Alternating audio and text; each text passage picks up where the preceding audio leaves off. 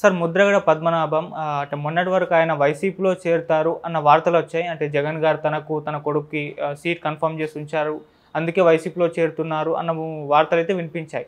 So ఇప్పుడు ఆయన సడన్‌గా జనసేన వైపు చూస్తున్నారు. పవన్ కళ్యాణ్ గారితో మీటింగ్ కూడా ఏర్పాటు చేసుకున్నారు. మరి ఏంటి సార్ జనసేన పార్టీలో చేరబోతున్నారంటారా? బేసిక్గా ఏంటంటే ముద్రగడ పద్మనాభం ఆయనకు ఒక్కడికే అయితే వైసీపీ సీట్ ఇచ్చిండేది.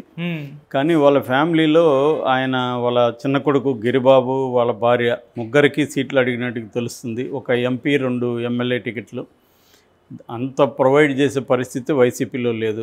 మనం వైసీపీలో చూస్తున్నాం, ఉన్న వాళ్ళకే ఇక్కడ సీట్ చిరిగిపోతుంది. అవును. సో ఇప్పుడు కొత్తగా వస్తున్న వాళ్ళకి ముగ్గురికి ఇవ్వాలంటే కష్టంగా ఉంది.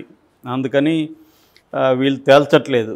దాంతో ముద్రగడికి హీట్ ఎక్కిపోతుంది. ఎందుకంటే ఆయన 2009 నుంచి ఖాళీగా ఉన్నాడు. సో 2014లో పోరాటాలు చేశాడు రిజర్వేషన్కి సంబంధించి, కాపు రిజర్వేషన్. అప్పుడు తెలుగుదేశం వాళ్ళు చంద్రబాబు సీరియస్గా తీసుకొని ఆయన కేసులు పెట్టడం, హౌస్ అరెస్టులు చేయడం, ఇంటి ఆడవాళ్ళని తిట్టారని ఇవన్నీ వచ్చాయి. అంటే ఆయన ఇప్పటి వరకు తెలుగుదేశాన్ని తిట్టినట్టుగా ఎవరిని తిట్ల, అలా తిట్టుకుంటున్నాడు.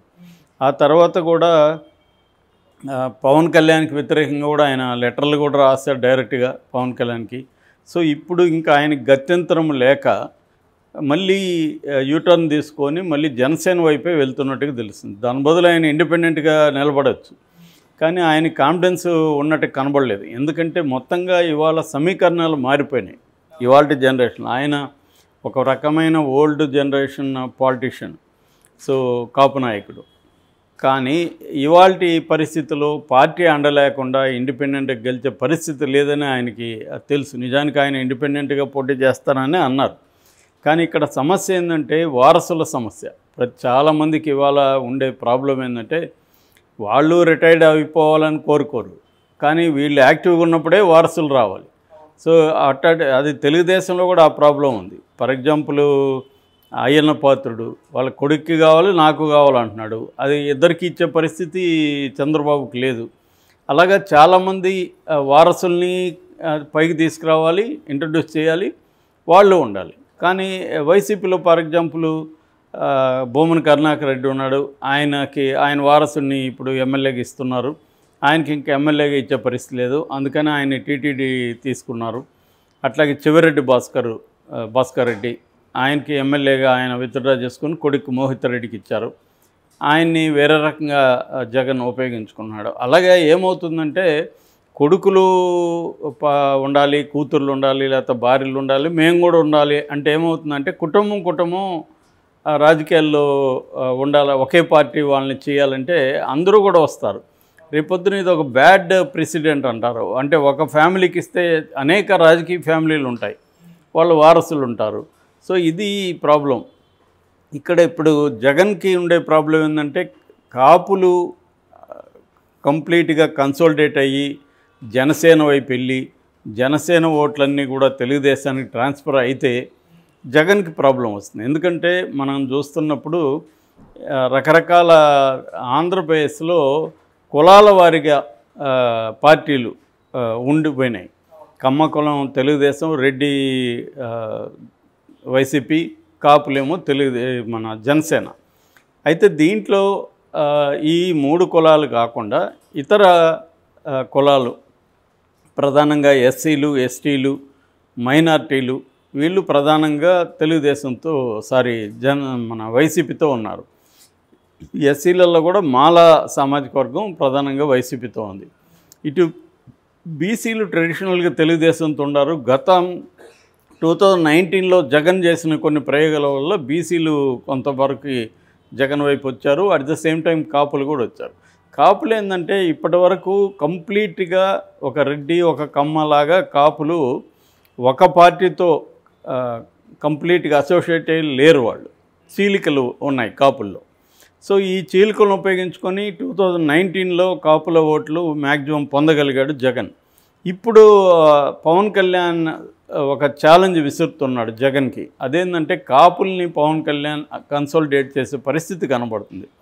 ఈ పరిస్థితిలో జగన్ ఏం చేస్తున్నాడంటే ఆల్టర్నేటివ్ కాపు నాయకులు ఎవరెవరు ఉన్నారో వాళ్ళని తీసుకురావడం, రెండవది కాపులు బలంగా ఉన్న చోట బీసీలకి టికెట్లు ఇవ్వడం, ఆ రకంగా బీసీలని మొబిలైజ్ చేయడం అన్న ఒక టాక్టిక్స్ జగన్ ఫాలో అవుతున్నట్టుగా మనకు కనబడుతుంది. ఈ క్రమంలోనే జగన్ ఇటు ముద్రగడని, వంగవీటి రాధాని, తర్వాత మొన్న వెళ్ళిపోయిన రాయుడు, అంబటి రాయుడిని, ఇలాంటి కాపు నాయకుల్ని తీసుకొద్దాం అనుకున్నాడు. అదేమో అంబటి రాయుడిది బెడిసి కొట్టి అతను వెళ్ళాడు, జనసేనలోకి వెళ్ళాడు. ఇటు ఇప్పుడు ముద్రగడది కూడా బెడిసి కొట్టింది. సో మరి ముద్రగడకి ఈ 3 నియోజకవర్గాలు జనసేన కేటాయిస్తుందా అనేది కూడా ఒక సమస్య. ఇప్పుడైతే హామీ లేకుండా వెళ్ళాడు కదా ఆయన, ఇక్కడ హామీ లేదు కాబట్టి ఆయన వెళ్తున్నాడు. అందుకని ఆయన ఇటు బోలిశెట్టి సత్యనారాయణ కలిశాడు జనసేన నుంచి, ఇటు తెలుగుదేశం నుంచి జ్యోతిల్ నెహ్రూ కలిశాడు. యాక్చువల్గా ఆయన తెలుగుదేశానికి వద్దాం అనుకున్నట్టుగా తెలుస్తుంది. కానీ తెలుగుదేశంలో ఆయనకి ప్రాబ్లం ఏంటంటే తెలుగుదేశంలో కూడా 3 సీట్లు ఆఫర్ చేసే పరిస్థితి లేదు ఒకటి. రెండవది తెలుగుదేశంలో మొన్నటి వరకు బీభత్సంగా తెలుగుదేశాన్ని తిట్టి అనేక లేఖలు చంద్రబాబుకి రాసి ఇప్పుడు తెలుగుదేశంలో ఎందుకు చేరామంటే ఏం చెప్పుకోవాలి ఆయన జనాలకి? కనీసం జనసేన అయితే ఈయన కాపులకి పవన్ కళ్యాణ్ చేస్తాడని నేను నమ్ముతున్నానని ఏదో మాటలు చెప్పి వెళ్ళొచ్చు. తెలుగుదేశంతో అది కష్టం. సో అందుకని ఆయన తెలుగుదేశం వద్దు, ఎట్లాగూ తెలుగుదేశం మిత్రపక్షమే కదా జనసేన అని జనసేనలోకి వెళ్తున్నట్టు కనబడుతుంది. మరి ఇప్పుడు పవన్ కళ్యాణ్కి ఇచ్చేదే 25-20 ఇస్తే అందులో వీళ్ళకి ఈ ఫ్యామిలీకి 3 ఇస్తే మిగతా ఫ్యామిలీలు కూడా డిమాండ్ చేస్తాయి కదా అనేది ఒక వెర్షను. మరి ఏం చేస్తాడో చూడాలి. ఇప్పటికైతే ఆయన తోట త్రిమూర్తులు వస్తే కూడా వైసీపీ నుంచి వద్దని చెప్పేస్తాడు క్లియర్గా. వైసీపీ నుంచి ఎవరిని కలవడానికి ఇష్టపడట్లేదని, అంటే వైసీపీలో చేరడం అయితే నో చెప్పేశాడు. ఇటు తెలుగుదేశం నో అయిపోయింది. ఇంకొన్నది ఆల్టర్నేటివ్ ఆయనకి జనసేనే. అందుకని జనసేన బోలిశెట్టి సత్యనారాయణతో మాట్లాడి తన ప్రపోజల్ పెట్టినట్టు తెలుస్తుంది. ఈవెన్ వాళ్ళ కొడుకు గిరిబాబు కూడా మీడియాతో మాట్లాడుతూ వైసీపీలోకి మేము పోవట్లేదు, నేను పోటీ అయితే చేస్తున్నాను ఈసారి, మా నాన్న చేస్తున్నాడని చెప్పాడు. వాళ్ళ భార్య గురించి అయితే అతను చెప్పలేదు. అతను ఇప్పుడు ఒకటి కాకినాడ, పత్తిపాడు, పుట్టాపురం ఈ 3 ఏదో ఒక దాంట్లో ఆయన ముద్రగడ నిలబడాలని ఆలోచిస్తున్నట్టు తెలిసింది. అవి కాకుండా నెల్లూరు ఒక స్థానం అడుగుతున్నట్టుగా కూడా చెప్తున్నారు. కుమారుడికి గోదావరి డిస్ట్రిక్ట్లో ఒక స్థానం కావాలని డిమాండ్ చేస్తున్నట్టుగా చెప్తున్నారు.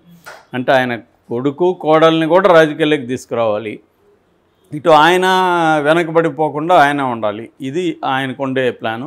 సో ఇవి ఎప్పుడైతే జరిగిందో ఖచ్చితంగా ఆయన క్రెడిబిలిటీ అయితే కొద్దిగా ఇబ్బంది అవుతుంది. ఎందుకంటే మొన్నటి వరకు తెలుగుదేశాన్ని విమర్శించి జనసేనను విమర్శించి సడన్గా వెళ్ళడం అయితే క్రెడిబుల్. మామూలుగా రాజకీయ నాయకులు అందరూ ఇదే పని చేస్తున్నారు. మొన్నటి వరకేమో కేసీఆర్ నాన్న ఇటుండి అటుపోయాడు, ఇప్పుడు అటు నుంచి ఇటు వచ్చేవాళ్ళు బోల్డ్ మంది వస్తున్నారు వైసీపీ నుంచి.